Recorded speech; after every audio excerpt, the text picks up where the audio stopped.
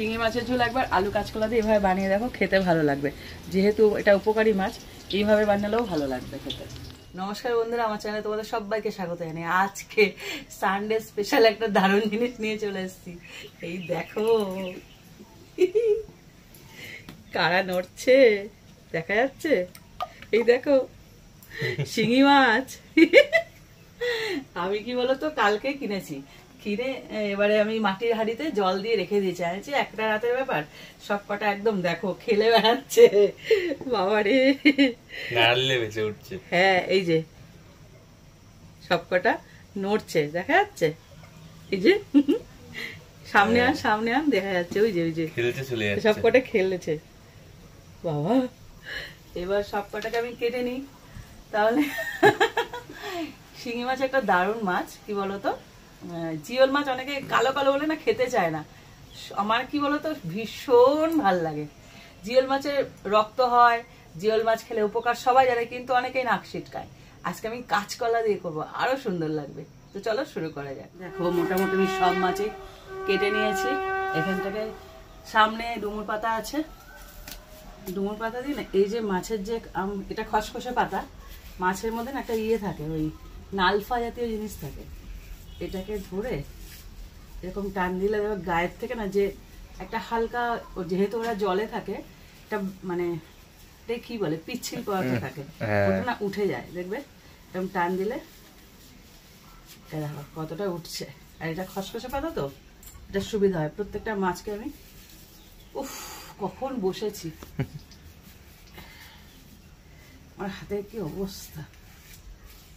এটা অনেকে কি বলতো পুরো তুলে না সাদা করে ফেলে, আমি অতটাও তুলছি না। যেহেতু খসখসে পাতাটা হালকা যে নালফা আছে সেটা তুলে নেবো, পুরো সাদা তুলে ফেলে। এর একটা উপকারিতা আছে, আমি জানি না কে কিভাবে খায়, তবে আমরা এইভাবে খাই না। আমার শাশুড়ির থেকে আমি এইভাবেই শিখেছিলাম।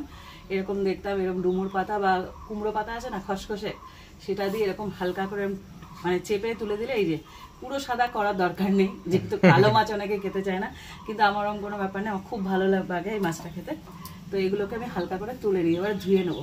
এবার ল্যাটা ব্যাটা হয়ে গেছে, এগুলোকে 2 পিস করতে হবে। মাছগুলোকে আমি সবকটা এরকম পরিষ্কার করে নিলাম। এবার এগুলোকে আমি বেশি টুকরো করছি না, বেশি বড় না মাছগুলো, এরকম সাইজ, তাই 2 টুকরো করে নিচ্ছি।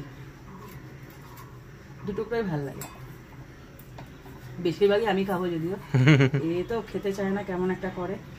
এটা একটু বড়, অল্প টুকরো করে নিচ্ছি। এটাকে যতই ছাই মাখাও ঠিক পিছলা খায়, জিওল মাছ পিছলা খায়। এখনো কি রক্ত, এছাড়া তো খাওয়া উচিত। আমার তো লো প্রেশার, আমি খাবোই, আমার খুব ভালো লাগে। তো এগুলোকে আমি পিস করে ধুয়ে নিই ভালো করে।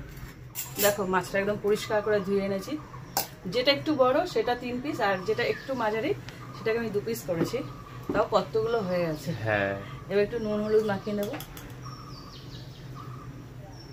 এসব কি বলতো, শিঙি মাছ খেলে রক্ত হয়, কিন্তু ভীষণ ঝামেলার মাছ, অনেকে এই জন্য খেতে চায় না। আর আমি যত ঝামেলা রান্নাগুলো করি দেখবে খেয়াল করে।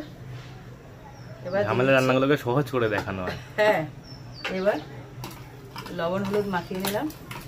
এদিকে উনুন ধরিয়ে দিয়েছে, ধরে গেলেই এটা ভেজে নেব। উনুন পুরোপুরি ধরে গেছে, এবার কড়াইটা বসিয়ে দিচ্ছি। একটা লম্বা হয়ে রয়েছে, একটা নিচে খারাপ হয়ে রয়েছে। এর মধ্যে দিয়েছি সর্ষের তেল।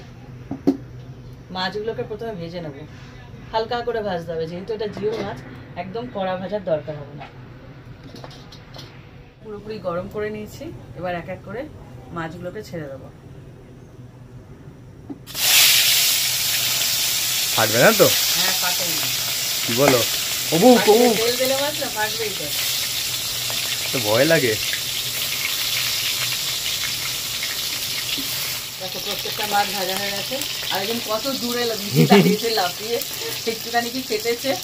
তৈলাক্ত মাছ ফাটবেই, যেহেতু আঁশ নেই, ফাটবেই তো। ভয় লাগে আমার। হ্যাঁ তেল একটু ছেটায়, পাবদা মাছও তাই, একটু মাছ একটা ফাটে। তো এক এক করে আমি সমস্ত মাছগুলোকে ভেজে নিই।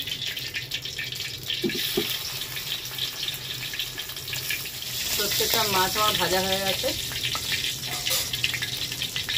এবার এই তেলের মধ্যে যে আলু আর কাঁচকলাটা আমি কেটে রেখেছিলাম লম্বা লম্বা করে, সেই আলু আর কাঁচকলাটা ভেজে নেব।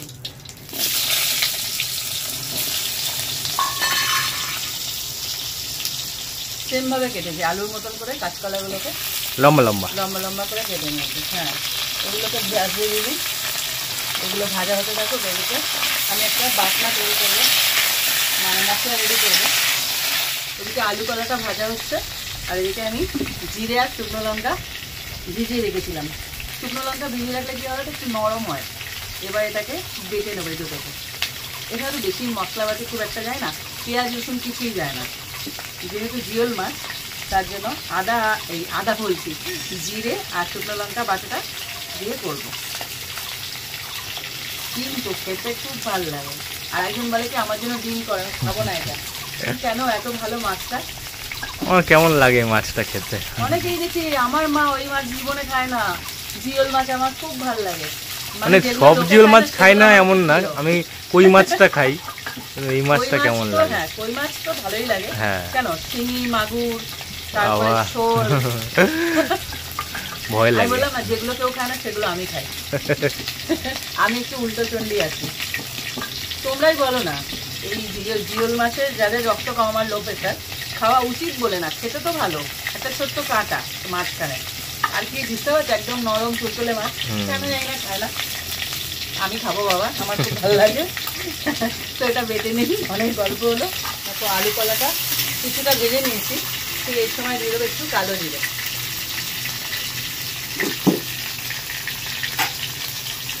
কালো জিরেটা আগে দিলে না পুড়ে যাবে, তার জন্য আগে আলু কলাটা ভালো করে ভেজে নেবে, তারপরে কালো জিরেটা অ্যাড করবে। ওটাও ভাজা হতে থাকো, ততক্ষণ আমার মশলাটা অনেকটা হয়ে এসছে, আর একটুখানি বাকি আছে।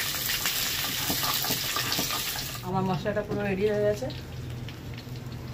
শুকনো লঙ্কা হাত দিয়ে কাচাচ্ছি, সাহস আমার। লঙ্কা কাচাতে কাচাতে না এই হাতটা না একদম রেডি হয়ে গেছে, আর কিছু ফিল হয় না। একটুখানি ওনার লাগলেও মা জ্বালা করছে, আমার তো জ্বালা টালা কিছু হয় না। অভ্যাস হয়ে গেছে এত বছর। হ্যাঁ, সবই অভ্যাস, এটা সত্যি কথা। এবার এই মশলাটা এর মধ্যে দিয়ে দেবো।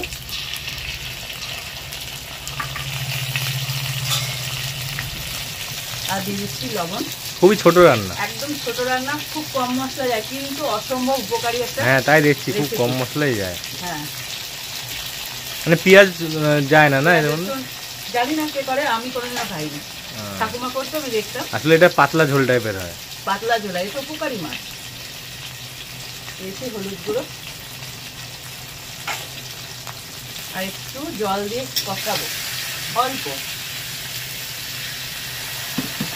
আদা বাটা, এই আদা বাটা বারবার বলছি, জিরে বাটা আর শুকনো লঙ্কা বাটা।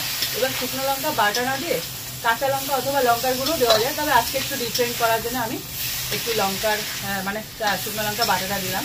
যেমন খুব তাড়াতাড়ি আমি একটা মাছ শেয়ার করব তোমাদের, বোয়াল মাছ। ওটা একটা দারুণ রেসিপি আছে, ওটা শুকনো লঙ্কা মাছ। ওই রেসিপিটায় শুকনো লঙ্কা লাগবে, খেয়ে দেখো কি অপূর্ব লাগবে। খুব তাড়াতাড়ি আনবো ওই রেসিপিটা। তো এটাকে আমি কষিয়ে নিই আগে একটু। দেখো মশলা দিয়ে পুরো কষিয়ে নিয়েছি। এটা অত বেশি কালার হবে না, যেহেতু এটা শুকনো লঙ্কা। এটা কিছুই হবে না, বলে এটা কিছুই হবে না। এবার দিয়ে দিচ্ছি জল, একদম বাজে বলছি না। খুব দুর্বল রান্না। মানুষ বলে মনে করছে না, জানো তো, মানে শিঙি মাছ নাকি মানুষে খায় না বলছে। না না খায় না, শিঙি মাছ মানুষে খায় না, এত দাম। আমার যদি পুকুর থাকতো না, এই পুকুরটা আমার হতো না দেখতে, তাহলে আমি কি করতাম? তাহলে তো 10টা মানে 9টাই মাছের ভিডিওই আসতো। তাহলে পার ডে জাল মারতাম আর মাছ তুললাম, যে মাছ যেদিন উঠতো সে মাছের রেসিপি রান্না হতো।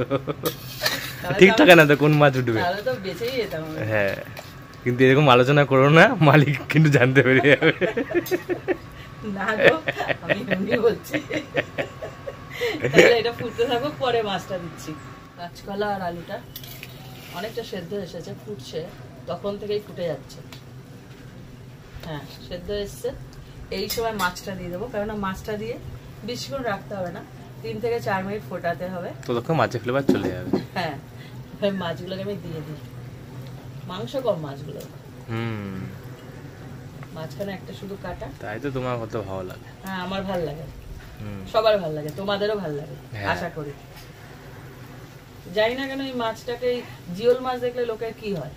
জিওল মাছ কত উপকারী মাছ তোমরা বলো, আর নির্ঝঞ্ঝাট মাছ, রান্না করতে কোনো ঝামেলা হলো।